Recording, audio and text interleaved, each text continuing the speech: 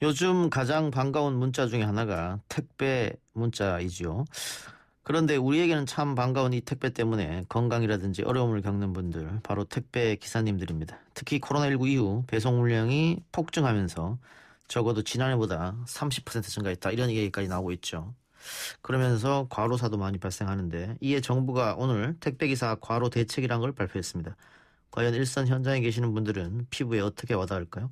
김태환 전국 택배연대 노조위원장과 이야기 나눠봅니다. 위원장님 나와 계십니까? 예, 안녕하세요. 오늘 정부가 내놓은 택배기사 과로 방지 대책 어떻게 보셨습니까?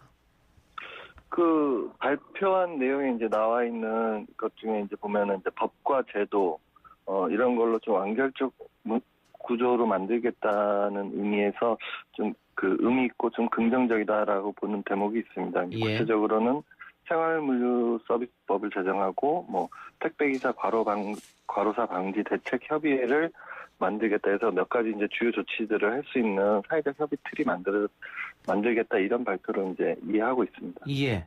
근데 이 대책들이 뭐 공허한 메아리로 끝나면 안 될 텐데요. 혹시 네. 이번 안 마련할 때 택배 기사님들의 의견도 좀 청취한 것 같습니까? 어떻습니까? 네, 뭐 저희들 계속 주장하던 부분들이 대체로 들어가 있긴 한데 일부는 좀 이렇게 반영이 안 된 것도 있고 이런 걸로 이해하고 있습니다. 예. 그럼 하나씩 살펴보죠. 일단 네. 정부 발표는 택배 기사들에게 하루 작업 시간 한도를 정한다, 이렇게 얘기했거든요. 네. 이게 가능하겠습니까? 어떻습니까? 그 이제 요렇게 요 내용과 관련해서는 좀 이렇게 노동부 쪽에서 이제 하신 얘기인 같은데 예. 택배사에게 좀 면제부를 주는 거 아니냐. 그 저희가 아침 일찍 출근해가지고 밤 10시까지 한다는 거는 거의 하루에 15시간을 노동을 하게 되는 거고, 예. 그리고 여기에 뭐 생물 같은 경우는 그 이외에도 가능하다 이렇게 열어놓으면서 사실상 이거는 장시간 노동 근절 대책이라고 보기가 어렵다, 이렇게 보여지는 측면이 있습니다. 예. 또 하나, 10시 이후 심야 배송 제한을 하겠다, 이렇게 얘기했거든요. 예, 예. 그 대목 방금 말씀드린 겁니다. 다 같이 포함해서. 예, 예. 근데 이게 회사랑 이야기가 안 되면 안 될 거 아니에요. 거기다가 택배 기사들한테 일 할당 물량이 있는데, 네네. 작업 시간을 제한하고 심야 배송을 금지하면 그 결국은 네. 다음 날로 넘어가는 거 아니에요? 그렇죠. 다음날 넘어가는 거죠. 예, 그러면 이제 지연 배송 이런 부분들이 허용이 돼야 되는 거죠. 예. 그러면 이거 회사랑 어느 정도 이야기가 되겠다고 보십니까? 그 한진택배에서 그 지금 심야 배송을 중지하고 10시면 앱을 차단하는 이런 조치들을 취하고 있는데, 예.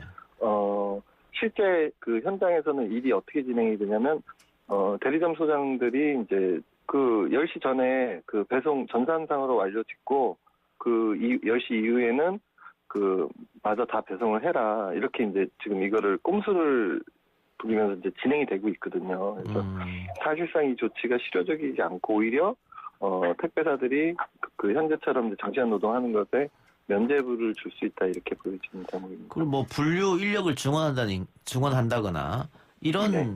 뭐 구체적 대안이 좀 나와야 될 것 같은데요. 그 택배사들이 이제 몇 군데에서 이제 그런 조치들을 발표를 하긴 했는데, 예. 이게 실제 이행되는 문제에서 정부가 이제 구체적으로 그 점검도 해줘야 되고, 그리고 이 발표 나온 것들이 실제 제도적으로 반영되도록 더 적극적으로 조치가 취해져야 되는데, 그런 부분에서 좀 아쉬운 대목이 있습니다. 기사님들은 주 5일 근무제는 찬성하시는 편입니까? 근데 저희들이 이제 가장 바라는 것 중에 한 내용이죠. 근데 주 5일 근무제를 하게 되면 네. 그 벌어들인 소득은 줄어들 거 아닙니까?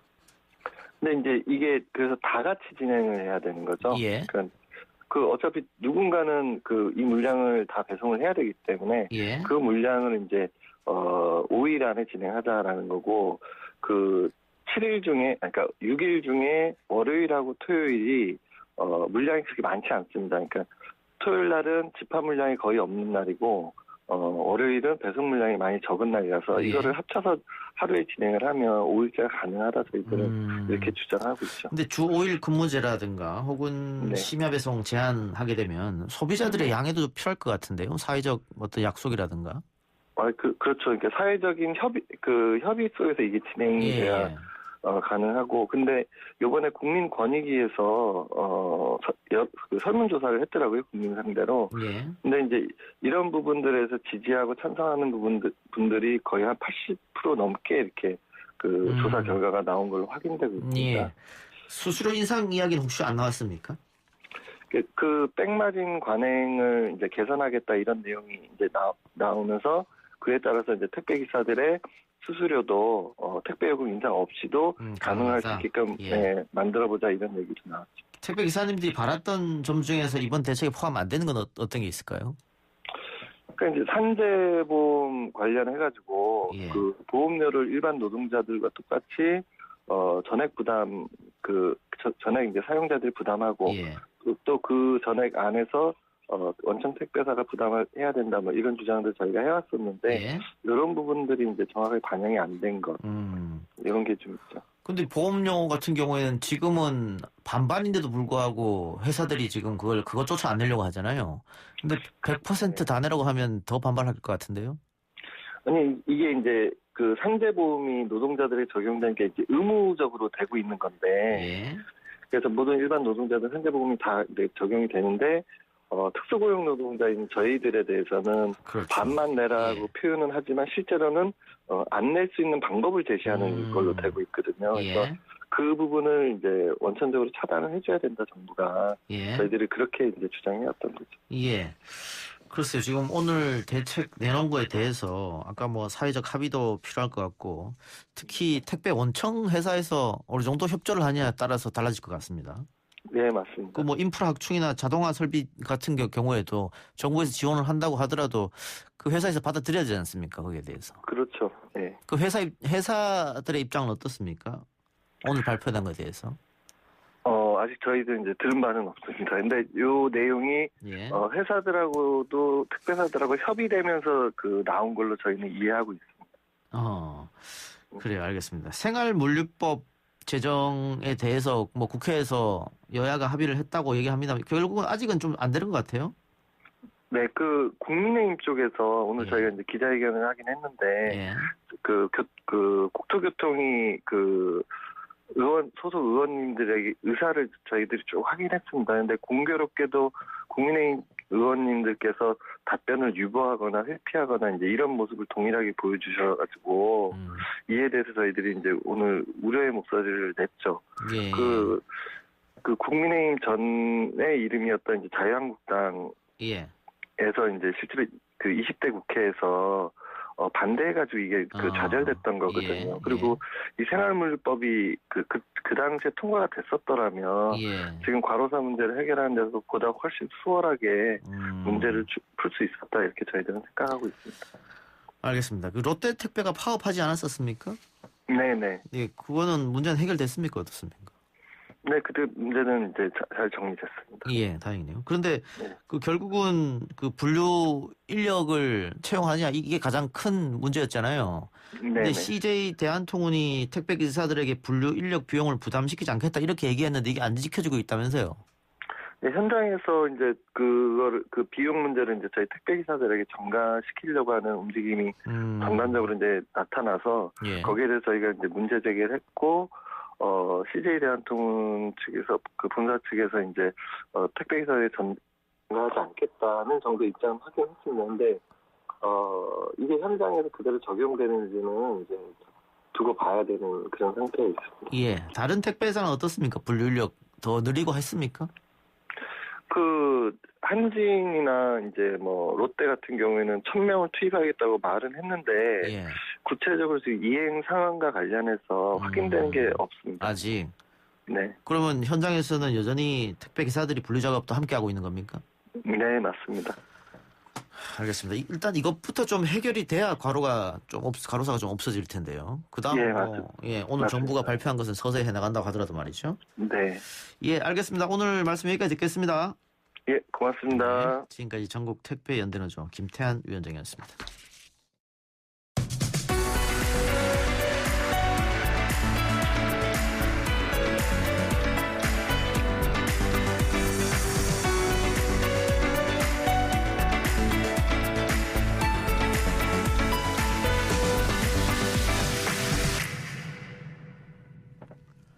고 노회찬 의원의 수건 사업으로 불리는 법안입니다. 중대재해기업처벌법. 지난 19대 국회에서 발의됐었습니다만 제대로 논의조차 못해보고 폐기됐던 법안인데요. 7년여 만에 통과 가능성, 그 희망의 빛이 보인다. 이런 이야기가 나오고 있습니다. 이 법안을 주도하고 있는 정의당의 김종철 대표 전화 연결합니다. 대표님. 네, 안녕하십니까. 대표님 계속 전화 대기하면서 앞에 택배기사님하고 인터뷰 들으셨죠?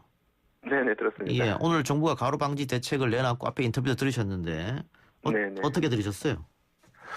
저도 그 얘기를 이제 아까 보고를 좀 받았는데요.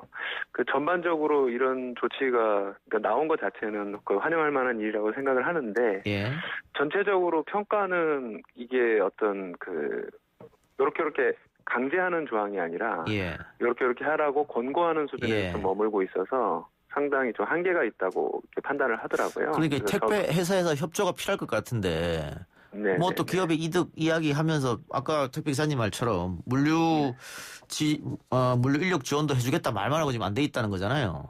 네네네, 그렇죠. 그 정부가 좀 강력한 안을 내놓을 것 같은데. 네, 그렇습니다. 이게 사실은 그 법이라고 하는 게 이것을 안 지키면은 내가 어떤 문제가 생기겠구나라고 해야 사실은 그 움직이는 측면이 있지 않습니까? 예. 뭐 어떤 뭐 도덕이나 이런 거랑 좀 달라가지고 예. 그 어떤 택배사한테 이런 권고를 한 것 자체는 뭐 아주 의미가 없는 건 아니겠으나 이 과로사 문제가 이어지고 있는 현실에서는 좀 더 이렇게 좀 그 강제적인 그 지킬 수밖에 없는 그런 내용으로 좀 발전해야 된다 이런 생각이 좀 많이 들었습니다. 관련해서 생활물류법 아까 노조위원장하고도 통화했습니다마는 국민의힘 의원들이 협조가 좀 안 된다. 네네. 정의당은 이 생활물류법에 대해서는 어떤 포지션입니까? 그 좀 뭘 봐야 되겠는데 예. 그 여하튼 저희 쪽에서는 그 택배 노동자들이 그 업주들이 그 최대한의 책임을 다할 수 있는 그런 방향으로 좀 얘기를 해야 되고 예. 좀 더 구체적으로 지금 국민의힘이 어떤 부분에 있어서 협조가 안 되는지를 예. 분석을 해서 좀 입장을 좀 내도록 하겠습니다. 알겠습니다. 자, 중대재해기업법. 일단 이게 어떤 법인지 설명이 좀 필요할 것 같습니다. 예, 아시겠지만 우리나라는 이제 전 세계에서 그 산재가 굉장히 여전히 많이 벌어지는 국가고요. 예. 그리고 그것에 대해서 지금까지 이렇게 하루에 7명 정도까지 이렇게 돌아가시는 분들이 생기는 이유는 예. 예를 들어서 어떤 그 사망 사고라든가 이런 그 부상 사고가 발생했을 때 이것을 과징금이라든가 이런 식으로 처벌하거나 예. 아니면은 이제 돌아가시는 분들의 상당수가 어떤 그 원청이 아니라 하청 노동자들이 돌아가시는 분들이 많거든요. 예. 근데 이 경우에 실제로 그 작업에 대해서 어떤 감독 권한이라든가 실제로 지시를 하는 원청의 책임자들이 처벌받기보다는 그냥 하청회사에서 어떤 아까 말씀드린 건 과징금으로 처벌받기 때문에 예. 이 문제가 개선이 되지 않는다. 그래서 안전관리 의무를 소홀히 한 원청과 그리고 기업의 대표이사가 이 안전관리 의무를 제대로 못했을 때는 처벌받을 수 있다. 예. 그리고 징벌적 손해배상을 받을 수 있다. 이런 조항이 포함된 것이 중대재해기업 처벌법이라고 보시면 되겠습니다. 지금 말씀하신 건 정의당 강은미 의원이 발의한 법안입니까? 그렇습니다. 예. 네. 그 보니까 현행 산업안전법은 원청 사업주가 안전조치를 위반해서 근로자 사망사고가 발생하면 7년 이하 징역 또는 1억 원 이하 벌금인데 지금 네네. 강 의원이 발의한 중대재해기업처벌법 같은 경우에는 처벌 대상을 사업주와 경영 책임자, 그러니까 이사나 대표이사까지 확대하고 형량의 하한선은 3년 이상 징역 또는 5천만 원 이상 10억 이하의 벌금 이렇게 올린 거지 않습니까? 네네, 그렇습니다. 근데 지금 그 경영계에서는 이게 과잉입법이다. 네. 뭐 이런 얘기를 하고 있고 또 보수 언론에서는 경영을 위축시킬 것이다 이렇게 얘기하고 있거든요. 또 잠재적 범죄자로 내몬다 이렇게 얘기하고 있는데. 당연히 어떤 그 조치를 위반했을 때 이렇게 처벌받을 수 있다는 것을 강하게 제시하면 예. 그 당연히 반발이 나올 수밖에 없는데요. 예. 근데 이 문제는 노동자들의 생명에 관한 문제입니다. 예. 예를 들면 저희가 어떤 법을 만들었을 때 그 어떤 노동자들한테 약간의 불편함이 있다거나 약간의 금전적인 손해가 있다거나 하면은 예. 그 문제에 대해서 너무 과한 입법을 하면 과잉 입법이 될 수는 있으나 예. 이 문제는 노동자들이 그 해마다 줄지 않는 생명 상실, 그러니까 사망에 관한 문제이기 때문에 이걸 줄이려면 좀 강력한 조치가 필요한 거거든요. 그래서 이제 그런 것 때문에 기업 경영이 위축된다 하는 것은 여전히 그 뭐랄까 노동자의 생명을 어떤 이렇게 돈 문제라든가 이런 거에 범주 안에 포함시키고 있는 것 아닌가 이런 생각이 좀 많이 하고 있습니다. 그 지금도 사실 위험한 일은 원청에서 다 그냥 하청업체로 떠넘기는 형국이지 않습니까? 그렇습니다. 그리고 네네. 하청에서는 또 뭐 기업 이득 뭐 이런 이야기 하면서 뭐 2인 1조가 돼야 되는데 한 명만 내보내는 일도 발생하고 이런 법이 네네. 통과되면 원청에서 그런 걸 막을 수 있겠다 이렇게 판단하시는 거죠? 그렇죠. 책임을 강력하게 묻는 건데요. 이 법을 처음으로 이제 발의한 분이 저희 고 노회찬 의원이시거든요. 예. 그 노회찬 의원이 그 3년 전에 4년 전에 그 거제 그 삼성조선소의 타워 크레인이 무너지면서 노동자 6분이 한꺼번에 돌아가신 사건이 있었거든요. 예. 저도 그 현장에 갔는데 그 돌아가신 6분이 다 하청 노동자였어요. 그러다 보니까 이제 원청이 책임을 안 져도 되는 막 이런 문제가 생긴 걸 보고 이건 도저히 안 된다. 그러면서 이제 그 연구를 하시고 그걸 더 이제 원청의 책임과 그다음 기업주의 책임 이런 걸 다 물어야지만 이 문제가 개선되겠다 한 거고 그걸 4년 동안 제대로 진행이 안 되다가 예. 이번에 21대 국회에 들어와서 저희가 다시 냈고 또 이제 민주당이나 국민의힘도 지금 반응을 하고 있어서 좀 입법화를 앞두고 있는 것 같습니다. 예. 관련해서 민주당 이낙연 대표 또 국민의힘 김종인 위원장에게 3당 대표회당 제안하셨습니다. 네, 그렇습니다. 예, 이 3당 대표회당이 필요한 이유는 어디 있을까요? 이 법안 자체가 저희가 이제 국회에서 지금 저희 정의당 국회의원들이 매일같이 45일째 1인 시위를 하고 있거든요. 예. 사실은 그 국회의원이 국회 안에서 1인 시위를 한다는 게 사실은 저희가 얼마나 이 문제를 좀 절박하게 느끼고 있는가 이런 거 보여주는 건데. 예. 근데 그나마 지금까지 그 노력과 더불어서 전국의 당원들이 이제 아침 캠페인, 저녁 캠페인을 하면서 사회적 이슈가 돼가지고 예. 이렇게 언론에서 이렇게 다뤄주셔서 이슈가 됐는데 저는 이 문제를 확실하게 해결하려면 각 당이 당론으로 만들어야 된다. 그러니까 이제 지금 이제 각 당에서 이제 어떤 발언 정도, 그 다음에 어떤 의원이 개별적으로 의한 그 안을 발의하는 정도 이렇게 돼 있는데 그게 예. 아니라 당 대표들이 모여서 확실하게 책임지는 약속을 하자. 그 안에서 논의해서 좀 조정될 부분은 있을지언정 이 취지를 그대로 살리는 걸 하려면 당 대표들이 책임지고 약속하는 게 좋겠다. 이런 취지로 오늘 좀 제안을 한 겁니다. 지금 민주당에서도 대표님 말씀처럼 몇 명의 의원들이 따로 또 중대재해에 대한 기업 및 정부 책임자 처벌 법안 뭐 크게 내용이 정의당 안하고 다르지는 않습니다. 그리고 이렇게 내놓은 사람도 있고 하기 때문에 민주당하고 정의당의 법안은 뭐 토론하고 논쟁하면은 힘이 모아질 것 같은데 국민의힘 입장은 어떤지 전화를 받으셨어요? 이 법안에 대해서? 아직 그렇지는 않고요. 사실은 국민의힘이 이번에 이렇게 전향적 입장을 보여준 건 대단히 고마운 일인데 앞서 말씀드린 어떤 제가 말씀드린 핵심 주제 그러니까 이 법안에 포함되는 핵심이 바로 기업주와 원청의 대표이사가 이걸 책임지고 안전관리 의무를 해야 된다는 거거든요. 그리고 그것에 대해서 확실한 처벌 규정이 있어야지만 이 법이 실효성을 발휘하고 산재를 막을 수 있는 건데 또 이제 국민의힘에서 이걸 좀 후퇴시킬 수 있지 않을까라고 하는 우려는 있습니다만 그래도 저희 정의당의 강은미 원내대표를 자기들 간담회에 초대해서 이렇게 발언을 듣고 또 큰 취지에서 동의한다라고 했기 때문에 이번 참에 확실하게 물리지 않도록 저희가 조치를 취하려고 합니다. 예. 그 법안 수정 이야기도 아마 국민의힘 쪽에서 나올 것 같기도 한데 어쨌든 그 이낙연 대표는 이 법에 대한 당론 채택도 그렇게 어렵지 않다 이렇게 대답했기 때문에 민주당 뭐 열린민주당 또 정의당 뭐 이렇게 하면은 그 통과는 그렇게 어렵지는 않아 보이는데 의지만 있다면? 네, 그렇습니다. 사실은 민주당이 과반수를 또 점하고 있는 상황이기 때문에 물론 이 법은 노동자의 생명에 관한 법이니까 국민의힘도 같이 동참해서 하는 게 좋은데 혹시라도 뭐 이렇게 그 뒤로 물려진다면 그래도 민주당에서 결단을 좀 내렸으면 좋겠다는 생각이고요. 내일 그 민주당 최고위원회가 있는 걸로 알고 있는데 이 중대재해기업처벌법을 당론으로 할 것인지 이거를 좀 논의한다고 알고 있습니다. 그리고 박주민 의원 안이 오늘 이제 제출이 됐는데 그 안 자체는 저희랑 많은 부분 유사하고 좀 긍정적인 의미를 담고 있다고 보는데 한 가지 아쉬운 점은 이 산재사고 사망사고 났을 때 50인 미만 사업장에서 벌어졌을 때는 요걸 4년 동안 이제 처벌을 유예한다 이런 조항이 있거든요. 근데 저희가 통계를 보면은 올해 7월부터 9월까지 발생한 사망사고의 79%가 50인 미만 사업장입니다. 그렇기 때문에 이 부분을 그냥 이렇게 유예를 해버리면 그 기간 동안의 산재라든가 이런 게 좀 문제가 많이 되거든요. 그래서 그 부분도 좀 더 이렇게 좀 타이트하게 논의를 했으면 좋겠다 이런 생각을 갖고 있습니다. 알겠습니다. 내일이 전태일 열사 50주기인데요. 뭐 오늘 문 대통령이 또 전태일 열사에게 훈장도 수여했고 말이죠. 네. 근데 노동계에서는 이제 문재인 정부 들어서도 노동자들의 환경은 별반 달라지지 않았다 이렇게 불만을 표시하고 있는데 거기에 동의하십니까?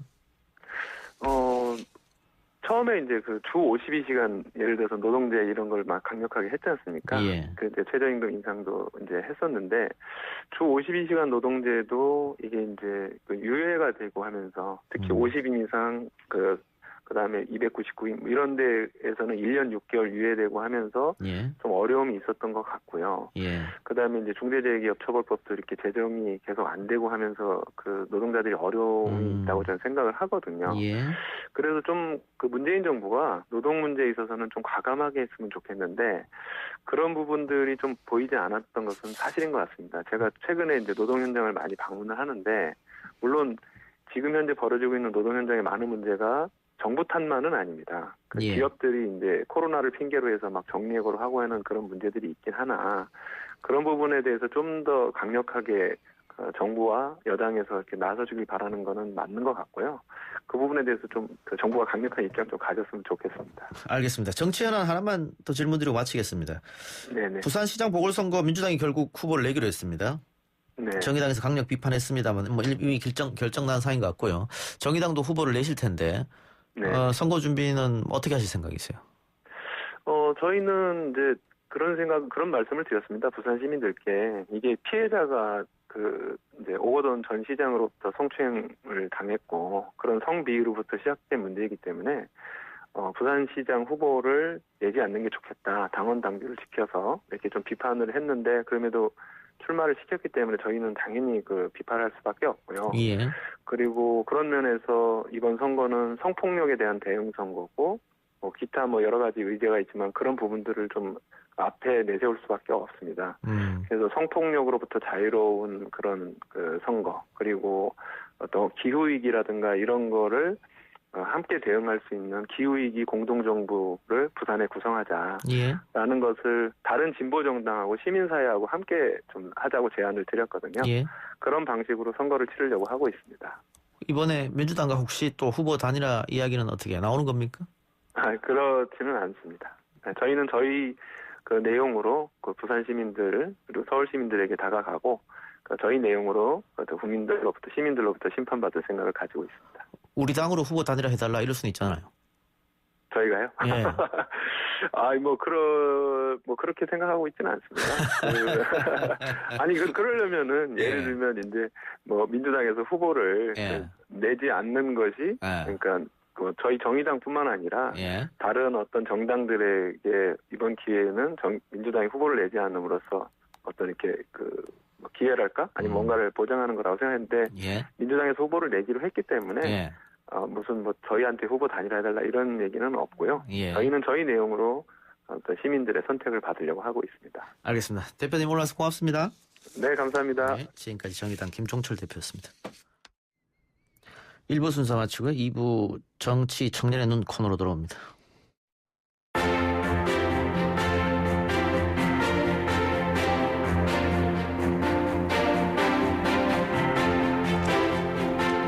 YTN 라디오 이동경의 뉴스 정면승부 2부 시작합니다. 이번에는 청년들의 눈으로 정치권을 바라보는 정치 청년의 눈 시간입니다. 조상호 전 더불어민주당 상근부대변인, 국민의힘 이준석 전 최고 나왔습니다. 어서 오십시오. 네, 안녕하세요. 네, 안녕하세요.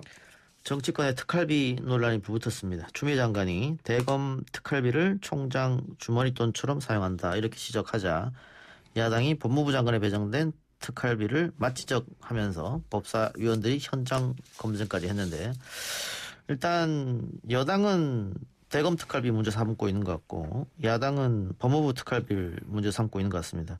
일단 법무부에서는 추미애 장관이 들어온 이후로 특활비를 받은 적도 없고 쓴 적도 없다. 그랬더니 야당은 그럼 조국 전 장관은 꺼둬보자 이러고 있는 것 같고, 대검에서는 A4 용지 한 장을 그냥 현장 검증에 내놨다 그래요. 그래서 전체 금액만. 그래서 누가 쓴 건지는 알 수 없게끔. 어떻게 보겠습니까? 사실 근데 이 문제의 발단은 역시 윤 총장이 국감장에서 한 발언에서 시작됐다고 봅니다. 왜냐하면 윤 총장이 이제 향후 거취에 관해서 정치를 시작할 수도 있다. 이런 뉘앙스의 발언을 하니까 결국 그 모든 다음의 행보들이 정치적으로 해석되고 그 의미부여가 되고, 그러다 보니까 검찰총장이 이제 그 좀 자유롭게 그 좀 이렇게 운영의 탄력성을 갖고 쓰는 그 꼬리표가 붙지 않는 돈 이른바 특활비죠. 그 특활비에 대해서 사실상 이제 통제할 방법이 없이 혹시 검찰총장이 향후 자신의 정치적인 행보에 어떤 뭐 약간 정치자금 내지 쌈짓돈처럼 쓸 수도 있는 거 아니냐 그런 오해를 불러일으키고 의혹을 불러일으킨 거라고 보거든요. 그래서 이 부분에 대해서는 지금 검찰총장의 약간 그러한 애매모호한 태도 때문에 앞으로 향후 이 검찰이 전체 조직으로 수행하는 모든 수사나 그런 정치적으로 민감한 사건, 또 때로는 운영에서의 민감한 분들이 전부 정치적으로 해석되지 않을까. 그 부분이 참 염려스럽습니다. 아니 근데 저는 검찰총장의 거취에 대해서 물어본 것도 민주당이요. 거기에 대해서 답하는 것도 굉장히 언론적이었거든요. 나중에 국민을 김도우 의원이 물어보셨죠. 그러니까 어쨌든 퇴임한 이후에 국민을 위해 봉사할 길을 찾겠다라고 한 것이고 거기에 대해서 민주당 의원들이 확대 해석을 하는 그런 상황인 건데 예를 들어 제가 만약에 추미애 장관이 면전에 있으면은 법무부 장관 마침 뭐 하실 겁니까 그러면은 본인도 비슷한 말 할걸요? 다시 정치하고 싶을걸요? 근데 그런 상황에서 장관은 정무직이니까. 아니 그래서 제가 이렇게 얘기하는데 네. 그래서 만약에 지금 추미애 장관이 그러면은 물론 정치인 출신이지만은 앞으로 정치를 할 사람이라면은 똑같이 적용될 수 있는 논리입니다. 지금 하는 모든 행동 하나를 정치적으로 해석할 수 있고 거기에 대해서 저희가 지적을 할 수 있거든요. 근데 그렇게 하지 않잖아요. 왜냐? 정치인이랑 카테고리로 보면 묶였다 생각하기 때문에 하지만 정무직 장관으로 있을 때 정치인을 하면 되는 건 아닙니다. 또 보면은 법무부 장관은 공정성을 기해야 되는 것이고 그 형평성을 가지고 가야 되는 것인데 그런 식의 어쨌든 원님 재판 너 이런 정치할 생각 갖고 있지 이런 식으로 몰아붙이는 것 자체는 사실 살이 안 맞는 거니까 저희가 안 하는 건데 추미애 장관이 왜 그런 사정을 모르고 이 윤석열 총장에 대해서는 모든 걸 정치적 행보라고 보고 이렇게 달려드는지 모르겠습니다. 그런데 검찰총장이 사실은 준사법기관으로서의 그 독립성을 그다음에 독립성을 보장해주는 이유가 수사의 공정성, 그다음에 정치적 해석에 대한 그 어떤 방어벽을 쳐서 스스로 이제 어떤 사법기관으로서의 역할도 좀 일정 부분 역할을 수행하고 있다라는 점을 존중해 준 건데 스스로 이렇게 정치적인 행보로 보일 수 있는 행동들을 하게 되면 스스로 그 방어벽이나 보호막을 무너뜨렸다고 보는 거거든요. 그러니까 검찰이 지금 전부 다 이게 정치의 어떤 바람에 노출되게 하끔 사실은 그 검찰 조직을 망가뜨리고 있다고 볼 수도 있는 거 아닙니까? 그러니까 저는 이렇게 생각하면 될 것 같아요. 국민을 위해 봉사할 길을 찾겠다는 어떤 포괄적인 말에 대해 가지고 그걸 정치로 단정지어 가지고 지금부터 몰아붙이는 거는 그거는 이미 저는 과도한 지점이 있다. 예를 들어 그러면 김호수 법무부 차관 그분은 사퇴하시고 뭐 하시나요 지금? 그분 국민을 위해 봉사할 길 찾고 있죠. 감사위원이 되고 싶었다가 안 되고 다른 이제 공직 뭐 문재인 정부에 줄 것 같은데 그런 것들 그러면 다 부정적으로 봐야 됩니까 저는? 그러니까 그런 것에 대해 가지고 당신이 뭐 잘못했다고 지적할 수 있는 부분이 구체적으로 있다면 모르겠으나 저는 뭐 예를 들어 윤석열 총장이 정치적인 언사를 한다고로 이제 많은 사람들은 얘기하는데 아니 검찰은 뭐 권력의 눈치를 보면 안 된다. 이게 정치적인 발언입니까? 근데 문서 파쇄 사건에서 150명 가까운 그 수사 인력을 동원하는 것도 굉장히 정치적이죠. 이분은 원래 이런 분이에요. 예를 들어 수사할 때 대상을 가리고 그랬다면 모르겠으나 예를 들어 예전에 적폐청산 수사라든지 국정농단 수사할 때 보면요. 그때 같은 검찰 조직에 있었던 분이 과도한 그런 수사라고 하면서 스스로 목숨을 끊을 정도로까지 압박 수사를 하는 분이거든요. 그런데 그게 저는 예를 들어 이게 좌우를 가려가지고 그렇게 했다는 행적이 있다고 한다면 좀 모르겠으나 알겠습니다. 이분은 원래 강압 수사하는 제가 정리할게요. 제가 지금 특활비 하다 일로 번졌는데 지금 조 전 부대민 이야기는 그 국정감사장이 한 발언이 나는 정치할 수도 있다. 그런 뉘앙스를 풍겼기 때문에 굉장히 부적절한 거 아니냐.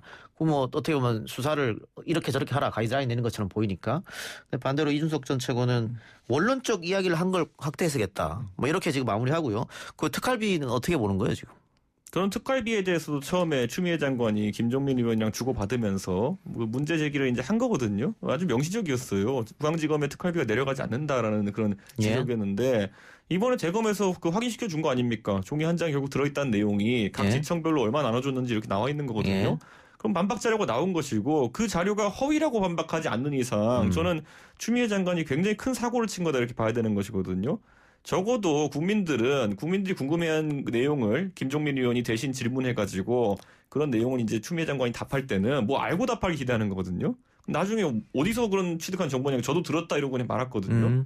그러면은 장관에게 허위 정보를 제공한 사람이 있다는 거 아닙니까? 전 이건 굉장히 추미애 장관도 심각하게 받아들여야 되는 것이고 그거는 윤석열 총장과 추미애 장관이 최근에 다소간의 어떤 갈등 관계가 있다 그래가지고 누가 모함을 하려고 든 것인지 아니 이간을 하려고 한 것인지 이런 것들을 따져봐야 되는 겁니다. 아니 이건 사실관계거든요. 돈을 줬는데 안 줬다고 그 추미애 장관은 제보한 사람이 누굽니까?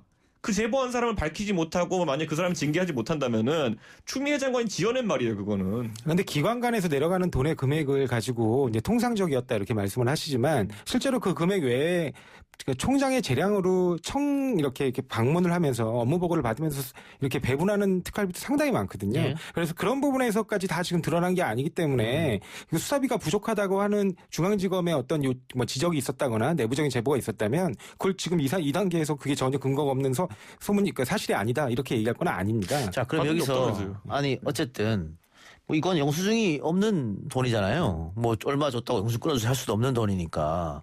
그래서 이거를 다 들여다볼 방법이 없고 뭐 대검에서 안 내보내면 그만이니까. 여야 합의하면 볼 수 있는 거 아니에요, 근데?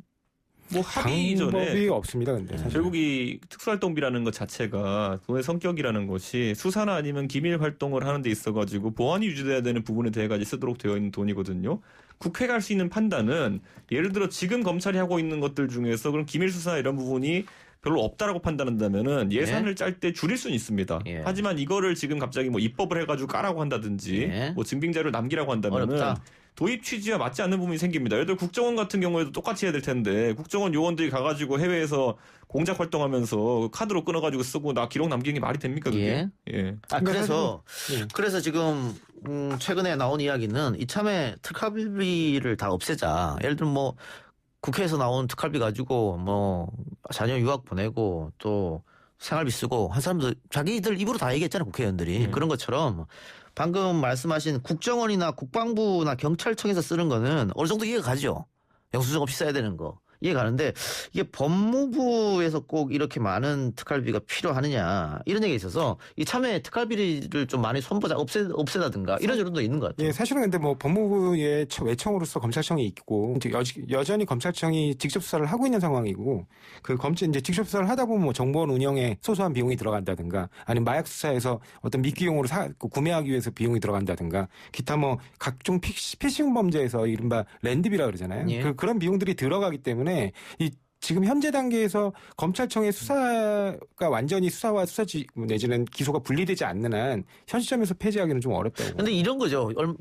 2017년도에 나왔습니다만 검찰국장이 수사진들한테 건강 챙기라고 100만 원씩 봉투 줬잖아요. 네. 그거는 우리가 상식적으로 이해가 좀 안 되지 않습니까? 국민 세금으로 격려비 봉투에 담아준다? 자, 그럼 그것에 대해 가지고 이제 소위 말하는 공무원에도 이제 그 급여 체계 같은 것들도 그럼 양성화해야 되는 부분이 있죠. 예를 들어 검사의 수사라고 하는 것은 출근 카드, 퇴근 카드 찍고 가는 것이 아니거든요. 그러니까 업무 시간에도 하고 밖에 나가서도 예를 들어 사건 관계자를 만날 수 있고 이런 것들에 대해 가지고 원래 우리 출장하고 출장 수당 받고 그다음에 예를 들어 시간에 근무하면 시간에 근무 수당 받지 않습니까? 근데 검찰 일선에서는 오히려 현재 법 제도가 보장하는 그런 수당의 수준이라는 것이 낮기 때문에 그것을 지금까지 음성적으로 관행적으로 아까 말했던 것처럼 검찰국장이라든지 뭐 상위 보직에 있는 지검장이라든지 이런 분들이 격려 쪽으로 내려보내는 것처럼 하사금처럼 되어 있는데 양성화해가지고 그런 부분을 측정할 수 있는 부분은 최대한 양성화해야죠. 아니 왜냐하면 이거를 그냥 음성화로 놔둬버리면 나한테 돈 봉투 많이 준 사람한테 충성할 수밖에 없는 거잖아요. 그렇습니다. 그렇죠. 근데 사실은 이거는 이제 명백히 용도의 사용이고요. 왜냐면은 원래 그 격려금이 뭐 상관이 뭐 학업자한테 줄 수 있죠. 그러면 업무 추진비를 지급하면 됩니다. 그래가지고 영수증 받으면 되거든요. 근데 지금 그런 약간 잘못된 관행으로 운영되고 있는 것이고 아까 말씀하신 부분 중에서도 5급 이상 공무원 같은 경우는 그런 게 어디 있습니까? 원래 5급 이상 공무원들은 야근수당이라는 게 있을 수가 없어요. 그러니까요. 그거는 뭐 노동법으로 보장하는 것도 아니고 이게 뭐 노동법 적용대상도 아니고 공무원들 경우에는 뭐 국민의 봉사자 아닙니까? 그러니까 그런 부분은 다 이제 간부 공무원으로서 수인해야 될 부분이기 때문에 뭐 그런 걸 가지고 얘기할 건 아니에요. 그러니까 이제 조 변호사 말한 거는 결국에는 법 체제 하에서 보수 체계를 이야기하는 것이고 보수 체계상 줄 필요가 없다라는 것인데 네, 사실 조직을 돌린다 보면은 결국에는 방송국도 마찬가지 아닙니까? 예? 그런 상황에서 뭐 예를 들어 고용 형태에 따라 가지고 딱히 수당을 주지 않아도 되는 경우도 있습니다. 그런데 피자라도 한 판 돌려야죠. 뭐 그런 취지에서 이제 가는 것인데 저는 검찰에서 특히 수사 관련해 가지고는 아까 이동영 작가 말한 것처럼 이게 만약에 하사금처럼 이렇게 인식이 되게 되면은 결국엔 많이 주는 사람 쪽으로 흐를 수밖에 없는 그런 구조적인 문제가 있기 때문에 차라리 양성화 수당화하는 게 낫다 이렇게 좀 봅니다. 아니, 저는 직급이 높은 사람에 경력금으로 대해서도. 그냥 경력금을 지금 현재 다른 부처가 지급하는 것처럼 업무 추진비로 해서 증빙 남기면 된다고 보고요.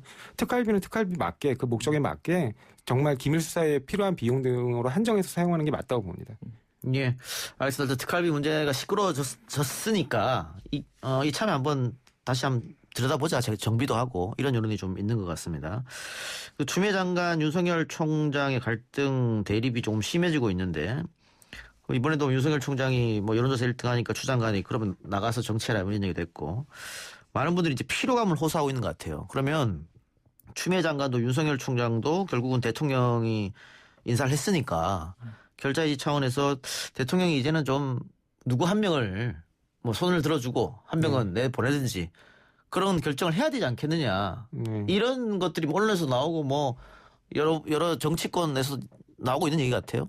어떻게 보세요? 사실은 근데 임기제 총장의 취지에 비추어 보면 윤석열 총장 자체에 대한 어떤 뭐 여러 가지 이제 좀 정치적인 행보라든가 그리고 어떤 준사법기관으로서의 정치적 중립성이 좀 뭔가 문제가 있다고 하는 부분들이 지적된다 하더라도 그게 명백하게 위법이 아닌 한 가급적 임기 보장을 해주는 거 외에는 다른 방법이 사실은 없습니다. 그리고 근데 이제 예를 들면 추미애 장관 같은 경우도 이렇게 계속해서 충돌하는 것보다는 뭐 정세균 총리께서도 뭐 말씀하셨잖아요. 좀 적정하게 서로 간에 품위를 지켰으면 좋겠다. 근데 그런 부분이 잘 이제 매끄럽게 진행이 안 되게 된다면 궁극적으로는 뭐 예를 들면 추미애 장관이 일정 부분 검찰 개혁에서 성과를 낸 다음에 적절한 시점에 인사를 하는 방법으로 정리하는 것도 하나의 방법이겠다 그렇게 생각하고 있습니다. 저는 그리고 윤석열 총장이 이제 정치를 할 것이다라고 계속 추미애 장관이 몰아붙이는 것에 대해 가지고 예전에 한동훈 검사도 검언유착이라 그래가지고 그렇게 공격을 하더니만은 제가 방송 나올 때마다 물어봐요. 한동훈 검사의 말 중에서 혹시 검언유착으로 의심될 만한 말을 한 게 있으면 한 문장만 소개해달라. 그럼 저는 7개월째 아무 얘기도 못 들었거든요. 저는 지금 윤석열 총장 같은 경우에도 포괄적으로 본인이 나중에 총장 퇴임한 다음에 봉사할 길 찾겠다. 요 단어 외에, 요 문장 외에 과연 정치 중립성에 위배될 만한 발언을 한 게 뭐가 있는지 제가 이제 알고 있는 거는 뭐 권력의 눈치를 보지 마라. 예? 뭐 다 이제 도둑놈 때려잡으라는 취지의 그냥 당연한 권력기관으로서의 수사기관으로서의 얘기인데 이런 것들을 왜 이렇게 민주당은 민감하게 반응하는지 잘 모르겠습니다. 아니, 저 김도우 의원이 아주 노골적으로 물어봤잖아요. 향후 정치를 할 생각이 있느냐. 근데 거의 답변 못 하겠다고 그랬거든요. 거기서 답변이 근데 제가 있나요? 말씀드리는 게 뭐냐면 뭐 여러 차례 뭐 이렇게 그런 부분에 대해서 말씀을 드리고는 있는데 검찰총장이 갖고 있는 그 검찰권이라는 게 잠재적인 정치적 경쟁자를 제거할 수 있는 힘이 있어요. 그렇기 때문에 굉장히 위험한 권한이거든요. 그렇기 때문에 더 보다 높은 정치적 중립성을 요구받는 건데 그 부분에 대해서 그렇게 애매모호한 태도를 굳이 취해야 되냐는 거죠. 왜냐하면 최초에 인사청문회 당시에는 명확하게 얘기했잖아요. 저는 그만두고 또 뭐 이렇게 정치를 나가는 거 어떻게 하겠습니까? 근데 현직에 있는 동안에 명확하게 정치에 선을 긋는 행동을 안 하시고 과거에 했던 거하고 다르게 약간 애매모호한 태도를 취하면 당연히 그렇게 정치적인 해석을 나올 수밖에 없죠. 저는 공격을 할 수 있지만 사람들이 정치를 하겠다고 결심하는 큰 정치인들도 무수하게 많은 이유가 있습니다. 예를 들어 현직 대통령이신 문재인 대통령께서도 원래 그 당시에 노무현 정부 끝나고 나가 정치 안 하겠다 하셨거든요. 예. 근데 그 말 뒤집은 걸 제가 비난하고자 하는 의도가 전혀 없는 게 그 중간에 노무현 대통령의 비극적인 서거 이후에 문재인 대통령에게 사명으로 그게 다가온 거예요. 그런데 고위공직자가 정치를 하게 된 것이고 자신의 지위에서 저는 그 외에도 예를 들어 이회창 총재 옛날에 이회창 감사원장, 이회창 국무총리 그 당시에 감사원이 성역 없는 감사를 하고 그다음에 국무총리 하면서 그 당시 자기를 임명해준 김영삼 대통령과의 긴장 관계가 있고 그러다 보니까 나중에 정치인으로 발돋움하게 된 것이거든요. 반기문 총장, 유엔 사무총장 하면서 정치하고 싶은 생각 있었는지 모릅니다. 아무도. 하지만 끝나고 나서 보니까 정치할 여건이 주어지고 정치하려고 했었죠. 그러니까 이런 것처럼 저는 굉장히 자연스러운 것이고 여기서 물어서 뭐 나중에 비난할 수 있겠죠. 그때 안 한다더니 왜 했냐 이런 것일 텐데 크게 의미 있는 건 아닙니다. 근데 그러니까 총리는 뭐 어떤 정치인의 지위가 있으니까 그건 논외로 하고 만약에 감사원장으로서 이회창 총재가 현직에 있을 때 정치를 할 거라는 것 같은 그런 뉘앙스의 발언을 하면 그게 적절하다고 보십니까? 그건 아니잖아요. 그러니까 그런 부분을 고려를 하면 인사청문회 당시처럼 좀 명확하게 선을 그어주는 게 오해를 낳지 않는다는 거죠.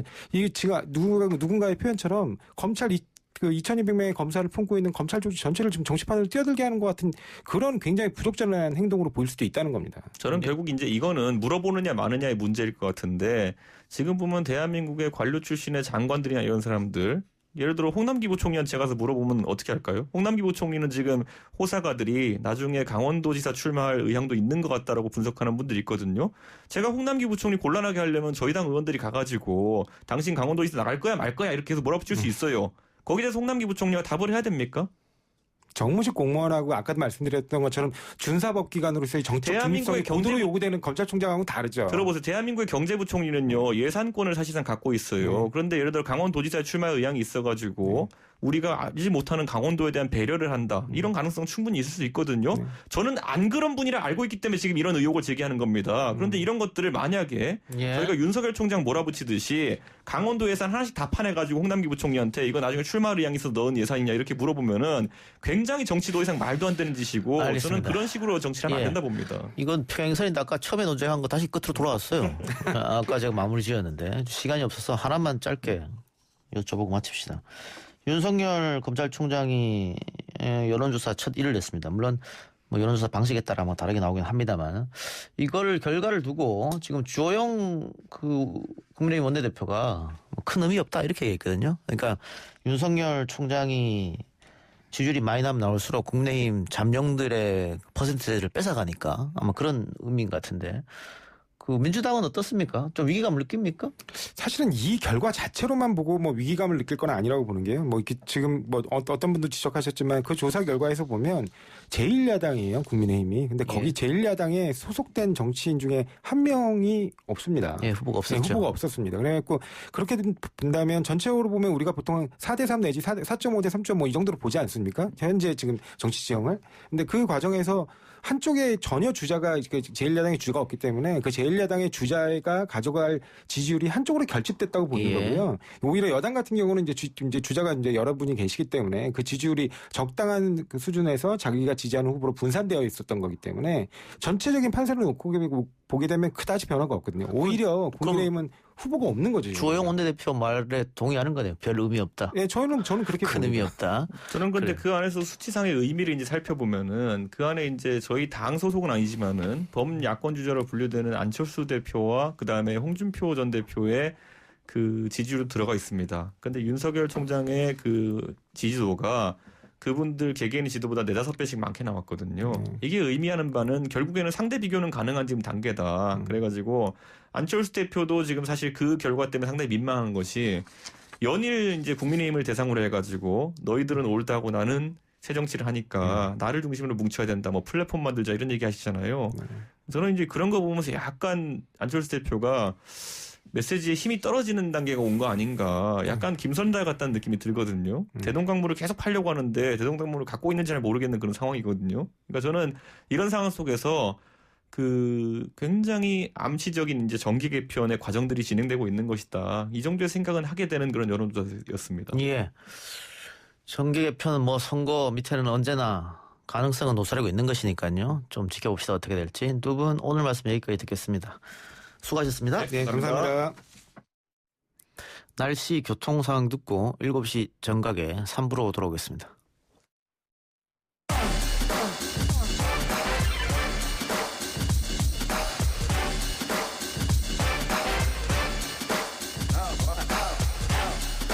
YTN 라디오 이동의 뉴스 정밀승부 3부 시작합니다. 여론조사를 통해 민심을 읽어보는 시간, 민심은 숫자다 코너입니다.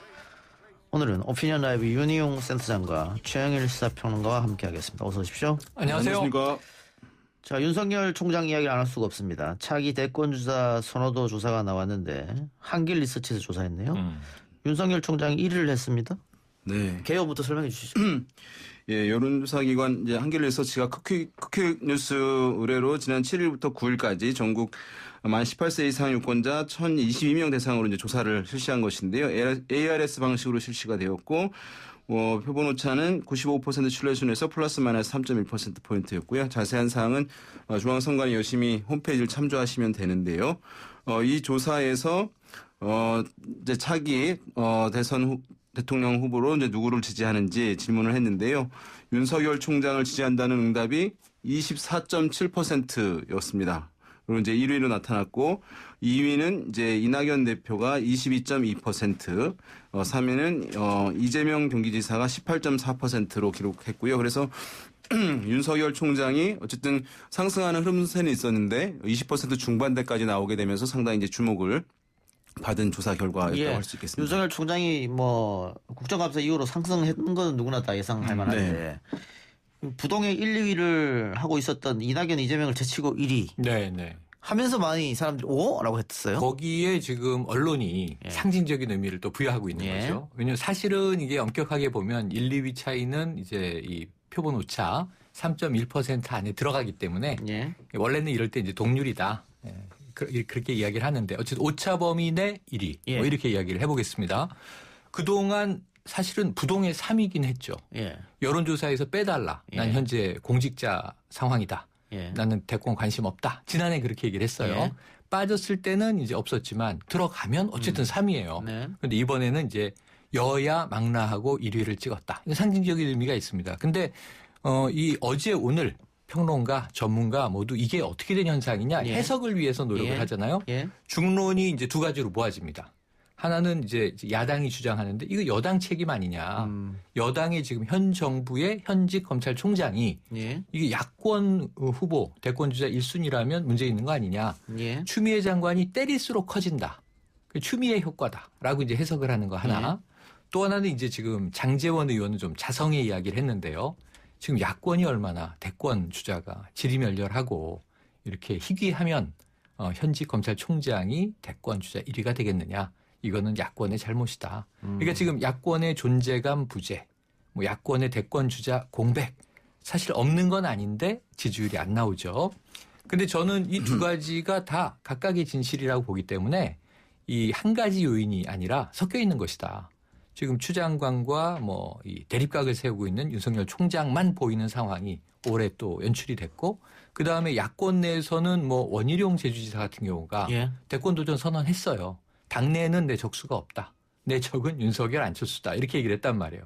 근데 안 나와요. 예. 정작 이 원지사 같은 경우에는. 그래서 이런 부분에서 또 이번에는 조사에 국민의힘 후보들은 빠져 있죠. 네, 알겠습니다. 자, 지금 최영일 평론가가 얘기해 준 것은 왜 정치적으로 이렇게 많이 나올 수밖에 없었냐 이제 해석이죠. 해석을 해주셨고 네, 해석이에요. 조사의 문제점은 윤희용 분석가가 해주실 텐데 네. 조사 광고에 문제점이 있었다. 크게 한 세 가지 같아요. 유선 전화의 가중치를 좀 많이 두지 않았냐. 두 번째는 50대, 60대 이상 연령층에게 할당을 너무 많이 줬다라는 거. 세 번째는 방금 말씀하신 겁니다. 질문 자체에 문제가 있었다라고 하는 거. 요 세 개를 나눠서 한번 다 얘기해 주시죠. 예, 일단 이제 이 조사 아까 이제 좀 말씀드리지 못한 것은 응답률은 3.8%였고, 근데 유무선 혼용 방식으로 이제 실시가 됐네요.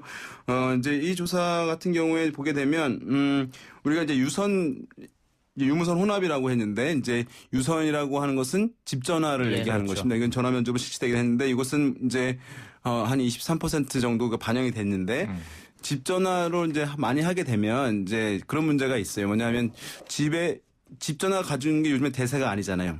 없죠.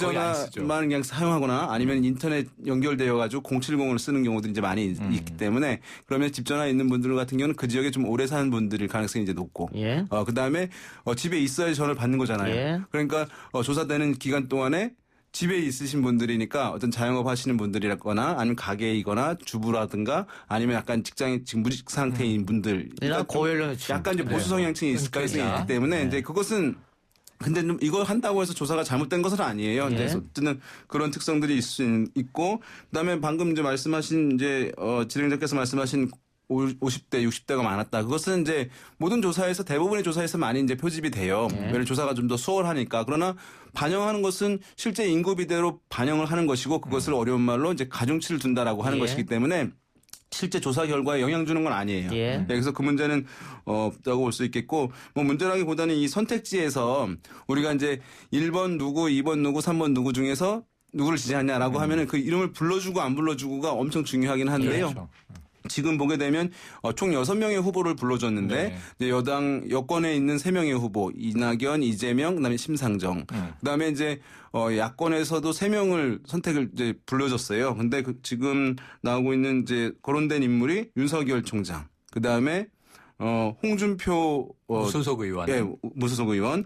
그다음에 이제 안철수 국민의당 대표예요. 그러니까 지금 홍준표 후보 같은 경우, 의원 같은 경우는 무소속이잖아요. 그러니까 국민의힘 소속 한 명도 없는 것입니다. 그래서 이제 이 조사기관에서도 이제 이것이 어떤 대선 주자들이 내 이름을 넣어달라고 하는 것들이 상당히 많아요. 경험상 보게 되면. 그러니까 기준을 마련해야 되는 것이어서 이 조사기관에서는 이제 그 전달에 실시됐던 조사기관에서 상위에 나온 사람들을 이제 여권, 야권에서 3명씩 동일하게 집어넣었다고 나름 이제 기준을 갖고 이제 있는 것이에요. 5% 이상. 네네. 네. 그런데 이제 그럼에도 불구하고 이제 어떤 문제가 발생하냐면 국민의힘이 이제 제 두 번째 큰 정당인데 대선 주자들도 있는데 빠져버린 상황이 돼버리니까 그렇게 되면 어떤 이제 국민의힘 지지층 중에서는 나는 사람이 어떤 간에 떠나서 국민의힘 소속된 사람만 뽑을 거야라고 하는 분이 있을 수 있잖아요. 근데 예. 국민의힘 소속 주자가 없는 거예요. 그러니까 최근에 좀 유명해지고 부상된 인물이 로 모이는 효과가 좀 더 크게 나타날 수 있는 측면이 있어서 예.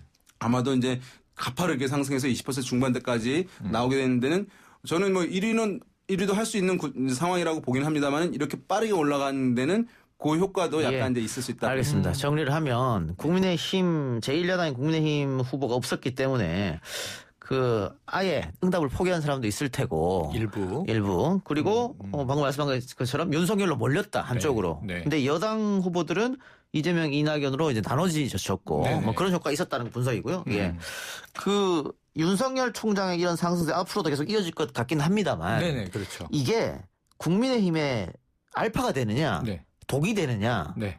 후자를 분석하는 분도 많이 계시더라고요. 저는 후자 쪽이에요. 저는 예. 개인적으로 명백히 후자인데 예. 자 이제 이런 거예요. 자 윤 총장이 내년 7월에 임기를 다 마치고 나오든 그때는 국민의힘 입장에서 대권 준비하기엔 늦은 시간이에요. 그렇죠. 이미 늦어요. 그렇죠. 올 재보선 끝나면 바로 대권 준비 들어가는데 예. 재보선 하면서도 대권 주자가 서울시장을 나갈까 대권을 나갈까 이 고민을 하고 있는 상황인데 지금 내년 7월 임기 마치고 어쩌면 화려하게 정계에 나올 수는 있겠지만 대선 준비할 시간이 없다. 그러니까 국민의힘 일정하고 안 맞고 그럼 이제 임기를 마치기 전에 뭐 스스로 사직할 수가 있겠죠. 지금 같은 상황에서 연말 연초 혹은 4월 재보선 전후 그렇다 하더라도 저는 이 국민의힘과 화학적 결합이 불가하다. 자꾸 이걸 잊고 계신데 윤 총장의 아이덴티티 정체성은 뭐냐면 살아있는 정권의 칼을 들이대는 뭐 이 어찌 보면 이 천생 검사예요.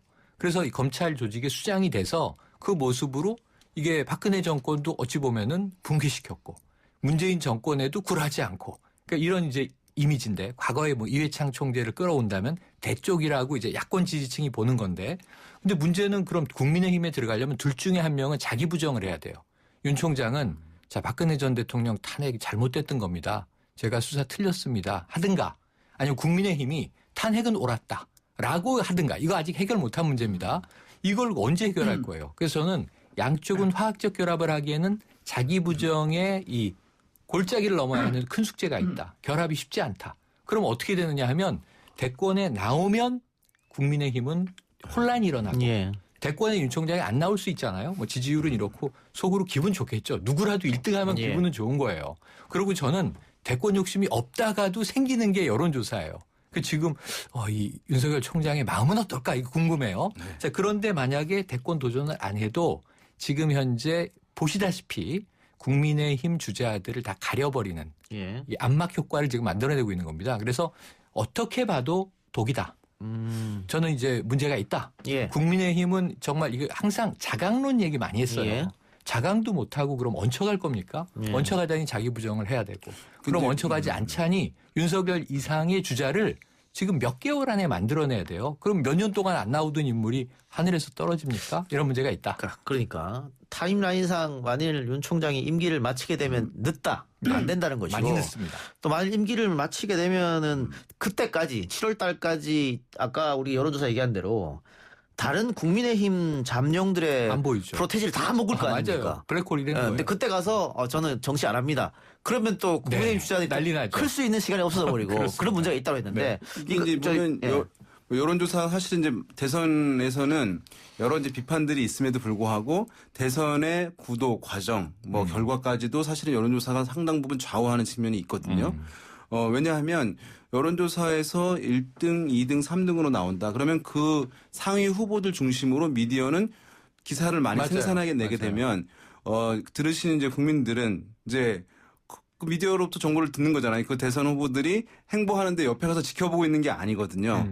그러니까 그 사람들에 대한 정보를 더 많이 듣게 돼요. 그러니까 유명하니까 더 유명해지는 거예요. 이제 그런 현상들이 나타나게 되는데 그래서 실제로는 사실은 우리나라 미래를 책임질 사람으로서 어떤 자질이 이제 있느냐, 누가 더 이런 자질에서는 뛰어나느냐, 이런 역량을 가진 사람 누구냐, 이제 이런 조사가 이루어져야 되는데 이게 이제 순위 조사만 이루어지잖아요. 그러니까 사람들이 국민들이 이제 보시기에 저 사람이 지금 1등 달리고 있는 후보야, 2등 달리고 있는 후보야. 그러니까 사람이 등수로만 기억을 하게 되는 것이에요.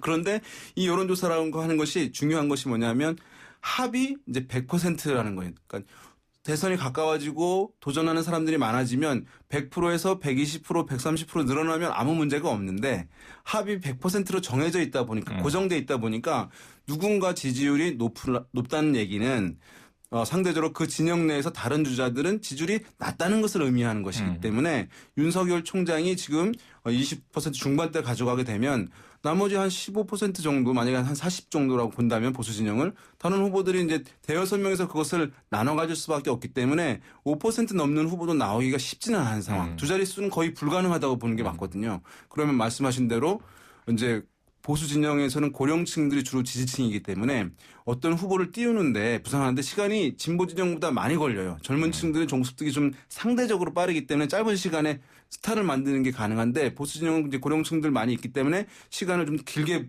보는 게 필요한데 내년 이제 7월 되는데 대선이 몇 달 안 남은 상황에서 부랴부랴 누구를 이제 부상시키려고 한다. 윤석열 총장이 출마를 안 한다고 했을 때 그게 쉽지 않은 상황이기 때문에 지금 이 조사 결과들은 최근에 윤석열 총장의 부상은 보수 진영에 어떤 기대감들을 주는 측면도 있습니다만은 국민의힘 소속에는 상당히 어두운 그늘을 주고 있는 상황이다 보겠습니다. 두 분 다 동일하네요. 알파가 아니고 마이너스가 될 것이다. 동일한데 이건 어떻습니까? 만일 검찰총장 타이틀을 뗐을 때 어떻게 될 것이냐. 네. 지금은 뭐 검찰총장 타이틀을 갖고 있기 때문에 지지를 받지. 네. 그 타이틀을 떼고 자연인 정치인으로서 들어왔을 때는 거의 뭐 반토막 날 것이다. 예전에 뭐 안철수, 반기문, 고건 그랬던 것처럼 뭐 이런 얘기도 있던데. 저도 그렇게 봐요. 근데 그렇게 보는데 자, 과거에 이제 학습 효과를 가지고 윤 총장이 이거 뭐 정치를 안 하면 모를까. 안 하면 자연으로 돌아가서 이 우리 사회와 국민들에게 봉사할 길을 찾겠다. 이게 정치 외에 뭔가 정말 순수한 의미의 봉사다. 그럼 전 박수 받을 거라고 생각해요. 그런데 문제는 자, 내가 1등도 먹어봤는데 한번 국민 지지를 확 끌어당기면 한번 대권 잡을 수 있는 거 아니야? 전 어느 인간도 이 유혹을 거부하기 힘들 것 같아요. 1등을 찍으면. 그럼 이제 정치에 대한 구상을 지금부터 한단 말이에요. 물어도 보고 사람들에게. 근데 어느 세력과의 결합할 거냐에 따라서 경우의 수가 좀 시나리오가 다양해져요. 예를 들면 별거 아닌 것 같지만 지금 보세요. 뭐 안철수 대표, 국민의힘, 국민의당 뭐 별 역량이 없습니다. 의석 3개고. 또 안철수 대표는 지금 이 원외 인사기도 하고. 근데 만약에 신문에 어느 날 이런 실리는 거죠. 자, 윤석열, 안철수와 손잡기로. 뭐 그럼 이건 관심이 확 또 쏠리는 거예요. 아까 윤희용 센터장 말씀처럼 뉴스가 뉴스를 계속 이제 확대 재생산하면서 쏠리면 그러면 국민의힘은 또 소외돼. 국민의당이 의석 3개인데 또 주목받아. 그럼 윤석열하고 안철수하고 만약에 결합을 하면 어떤 이제 새로운 모습이 만들어질까? 사람들은 상상을 자극해. 그러니까 이런 효과거든요. 그래서 윤 총장이 반기문 총장 정말 그 이름값만 가지고 야, 내가 유엔 사무총장 했는데 고국에 돌아가서 이제 대권한다. 그럼 이제 글로벌 경영도 했는데 뭐 국가 경영 못 하겠어? 국민들이 따라오겠지. 근데 문제는 그렇지가 않았다는 거죠. 이 고위 공직자가 정말 이 험한 또 마타도와 네거티브가 난무하는 정치판에서 그 악플들을 견뎌내면서 생존하는 게 쉬운 일이 아니라는 걸 몇 번 봤는데 자, 윤 총장은 지금 그 내성을 좀 버티고 있어요. 전 윤 총장이 개인적으로 정치에 나오는 게 한국 정치나 그 개인에게 좋을까 하면은 좀 저는 우려하는 입장이지만 만약에 정치평론을 하는 입장에서 그런 현상이 벌어지면 그 하나의 또 파괴력으로 작용을 한단 말이죠. 우리 대선판에. 그래서 저는 윤 총장이 어떤 시나리오를 들고 나오냐에 따라서 몰락이냐 혹은 반짝 상승이냐 혹은 제법 또 이제 대권 레이스에 한 몫을 하느냐 좀 한 3가지 길이 다르게 갈 것 같아요. 어느 세력과 손잡느냐 여기에 따라서 달라질 수 있다고 봅니다. 이게 이제 지난번 박근혜 정부 때 탄핵 그다음에 지금 이제 코로나19 이 국면이 국민들에게 이제 주는 교훈들, 효과들이 있다고 볼 수 있는데 뭐냐 하면 이제 정말 지도자를 대통령을 여러 가지 이제 역량을 갖추거나 뭐 또 도덕성이든 여러 가지 갖춘 인물이 필요하다. 그다음에 실제 또 이제 특별한 다른 사람들을 뽑아야 이제 제대로 된 사람을 뽑아야지 그런 일이 안 당하고 또 코로나19처럼 이런 위기 상황에서도 대응들을 잘하면서 국가의 품격도 올라가고 또 국민의 생명과 안전도 지켜진다라고 하는 이제 교훈들이 매우 높게 이제 형성이 되어 있다고 보여요. 그런 것들을 이제 보게 되면 윤석열 총장은 정의라고 하는 코드에 이제 맞는 부분들이 있어서 일정 부분 호응받을 수 있는 여지가 있습니다만은 종합적으로 국가를 운영할 수 있는 인물인가에 대한 이제 판단을 국민들이 하게 된다고 한다면 그렇죠. 이런 이제 학습 효과로 상당히 수준이 올라가 있는 국민들로서는 그런 부분들은 좀 아쉬운 부분으로 지적할 수 있기 때문에 윤석열 총장의 인기가 일정 부분 저는 당분간 갈 수밖에 없는 부분이 있겠습니다만은 나중에 가서 불확실한 측면도 지금 상당히 높은 편이다라고 보는 게 맞지 않나 높죠. 싶어요. 높죠. 예, 알겠습니다. 자, 문자로 8703님께서 질문을 주셨네요. 윤 총장이 만약 무소속으로 나오면 어떻게 됩니까? 라고 하셨는데 이건 제가 짧게 답하고 넘어가겠습니다. 네네. 이게 지금 윤석열 총장이 보수 주자로 인식하고 평가가 되기 때문에 맞아요. 만일 무소속으로 나온다면 표 분산 효과가 있어서 민주당이 훨씬 더 유리해지겠죠. 맞습니다. 자, 정당 지지도 살펴볼까요? 이번에는 최일 평론가가 그 개요 설명해 주시죠. 자, 정당 지지율 지금 더불어민주당이 11월 1주차 주간 집계입니다. 1.4%포인트가 내려갔어요. 33.3%. 국민의힘은 1.9%포인트가 또 내려갔어요. 그래서 26.1%. 이 한 자릿수의 격차가 있습니다.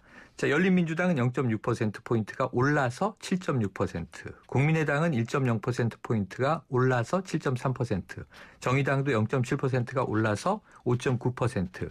조금씩 군소정당들은 올랐다. 근데 이제 민주당과 지금 더불어민주당과 그러니까 국민의힘은 조금씩 내려갔다. 이거 12일 발표된 리얼미터 11월 2주차 중간 집계고요. 예. 지금 이 더불어민주당, 국민의힘 동반 하락, 양당 격차는 2%포인트, 4주 연속 오차 범위 밖 흐름을 또 보인 게 있습니다. 지금 이게 이 TBS 의뢰로 9일에서 11일까지 전국 18세 이상 유권자 3만 132명에게 통화를 지도해서 최종 1,504명이 응답, 5.0%의 응답률이고요. 표본 오차는 95% 신뢰 수준에서 플러스 마이너스 2.5%포인트. 자, 자세한 조사 결과는요. 리얼미터 중앙선거 여론조사 심의위원회 홈페이지를 참조하십시오. 예. 윤희용 분석가님, 네. 지금 더불어민주당 지지율을 조금 지금 1.3%포인트 빠졌는데 네. 열린민주당 지지율이 0.6% 올라갔으니까 여기서 조금 옮겨왔다고 보고요. 네. 국민의힘 지지율을 또 2% 가까이 1.9%포인트 빠졌습니다. 빠졌어요. 네. 근데 지금 추미애 논란도 있고 그리고 부동산 문제도 있고 국민의힘 지지율이 그 나쁜 이슈가 잘 없고 국민의힘 쪽으로 좋은 이슈가 많은데 이 지지율이 호재. 안 올라가고 자꾸 빠진 이유가 뭐예요? 그러게요. 이게 이제 되게 보면은 솔직한 답변. 사실은 다른 이제 조사 기관들에서 발표되는 조사에 비해서는 이 조사에서는 국민의힘 정당 지지율이 높은 편이에요. 왜냐하면 다른 조사 기관들 같은 경우에는 격차가 더 20% 내외에 나오는 경우들도 지금 이제 많이 있거든요. 그것은 몇 번 말씀드리긴 했습니다만은 이제 ARS 방식으로 이제 많이 사용하는데 리얼미터 조사에서는 정치에 많이 관심이 높은 분들이기 때문에 이 변동폭들이 매주에 막 높게 나타나는 부분들이 있는데 정치 관심도도 좀 낮은 분들도 포함이 되는 사람 면접원에 실시한 조사 같은 경우에는 이제 상당히 이제 낮은 수준에서 지금 형성되고 있어서 어떤 면에서 보면은 여기서 정당 지지율이 지금 떨어지긴 했습니다만은 다른 데 비해서는 높으니까 이제 뭐 기대감을 갖는 측면도 뭐 없지 않아 있을 수도 있겠습니다만은 지금 어쨌든 잘 나오는 조사에서도 낮게 떨어진 이제 하락 추세가 나타난 상황이기 때문에 지금 야권에서 야당에서 정부 여당에 대한 공세를 이제 매우 강하게 하고 국감에 이어서 연속으로 가고 있는 상황이고 좀 공세적으로 나오고 있는 상황인데 그러한 이제 반사 효과가 충분하게 사실은 반사 효과도 담지 못하는 상황이라고 할 수 있거든요.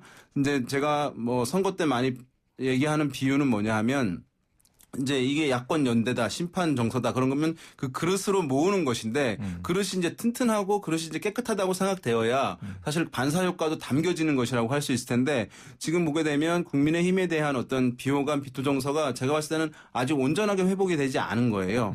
그래서 뭐 반사 효과를 좀 누리다가도 다시 이제 좀 힘을 잃고 하는 상황들이 있기 때문에 근본적인 어쨌든 문제는 과거와 명확한 단절을 했는지 여부가 이제 핵심적 사항인데 아직 이제 그 국민들이 그런 부분에 대해서 명확하게 이제 인지를 이제 하지 못하고 있는 상황이기 때문에 이런 이제 뭐 30% 중후반대까지 돌파하는 이런 모습들이 지금 오랜 기간 해도 나오지 않고 있는 상황이어서 저는 좀 특별한 대응 지금 김종인 위원장이 이제 좀 폐쇄적으로 운영한다라고 하는 비판도 있는데 좀 과감하게 문호를 열어서 당의 체질 변화를 가져오는 근본적인 변화들을 이제 해줘야 저는 이 막혀 있는 턱이 좀 무너질 수 있으리라고 보는데 이게 지금 쉽게 효과를 못 보고 있어요. 조금 이제 윤 센터장이 긴 흐름을 이제 짚어주셨는데 지금 현재 국민의힘의 문제는 뭐냐면 이 자꾸 국민들에게 특히 지지층에게도 그렇고 왜냐하면 반대층이야 뭐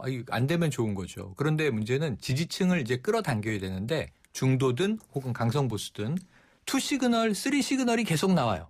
지금 다 단독 플레이를 해요. 그러니까 우리가 무슨 이 맨유나 맨시티의 영국 축구를 볼 때 팀 플레이가 기가 막히다. 그래서 어시스트 그림처럼 나오고 손흥민이 골을 넣는구나. 뭐 이런 장면을 보고 환호하는 건데 지금 지도부 따로 놀고 중진 따로 놀고 초선 따로 놀고 지금 이런 분위기란 말이에요. 그러니까 저는 이 과거 아까 유승민 의원이 예전에 전 의원이 얘기했던 뭐 탄핵의 강을 건넜느냐 윤석열 총장의 정체성과도 어긋난다 이런 얘기를 드렸지만 지금 현재는 김종인 비상대책위원장인데 비상대책위원장을 아까 말씀하신 대로 폐쇄적으로 운영한다. 이걸 거꾸로 뒤집어 보면 사실 밑에서 리더십도 문제겠지만 펠로우십이 없어요. 안 따라줘요. 예. 지도부가 얘기하면 다른 얘기예요. 예. 그 밑에서는 항상 그걸 또 비판을 해요. 예. 이래서 문제다 저래서 문제다. 그래서 팀 플레이가 이루어지지 않는 단체에 대해서는 그 외부에서 관전하는 관중이 누구도 사랑을 줄 수가 없습니다. 그래서 저는 리더십이 강력하든가 돋보이든가 아니면 정말 리더는 좀 부족하지만 이번에는 이 리더를 중심으로 똘똘 뭉쳐서 이 고비를 우리가 이 산을 넘어야 한다라고 악정고투하는 모습을 보여주면 야, 잘 못해도 저렇게 열심히 하는데 문재인 대통령 지지율이 버티는 이유 중에 하나가 특별히 정책을 잘해서가 아니라 열심히 해서 여기 항상 들어있잖아요. 이유 중에. 그런 것처럼 야당도 좀 죽어라 열심히 하는 모습이 보여줘야 되는데 좀 각개전투하는 모습들이 지지층을 흡수하기에는 아직 너무 구멍이 많아 보입니다. 국민들이 민주당이 못하는데 그러면은 국민의힘이 대한정당이 되느냐. 네. 그렇게 생각을 안 하는 것 같아요. 그래서 맞아요. 지지율이 안 올라가는 것이고. 그러니까 민주당은 지금 잘하든 못하든 내부 파열음은 잘 안 나와요. 예. 임기 후반인데. 이게 이제 야당 같은 경우에는 이제 유력한 대선 인물을 만들어서 이제 그 사람을 통해서 이제 메시지가 나오고 그러면 국민들이 관심을 갖고 그러면 그 정당의 지지가 올라가는 이 순환 과정으로 나타나게 되는 것인데 아까 우리가 윤석열 총장 얘기를 했잖아요. 그러니까 근데 국민의힘 소속이 아니잖아요. 그러면은 국민의힘이 이제 가려졌다는 말씀하셨듯이 윤석열 총장이 주목을 받는 것은 국민의힘은 주목을 못 받는 게 돼버리는 그렇죠. 것이거든요. 그러면서 정당 지지율에도 이후에 또 부정적인 영향을 줄 가능성도 배제할 수는 없어 보여요. 알겠습니다. 두 분 말씀을 여기까지 듣겠습니다. 수고하셨습니다. 네, 고맙습니다. 감사합니다.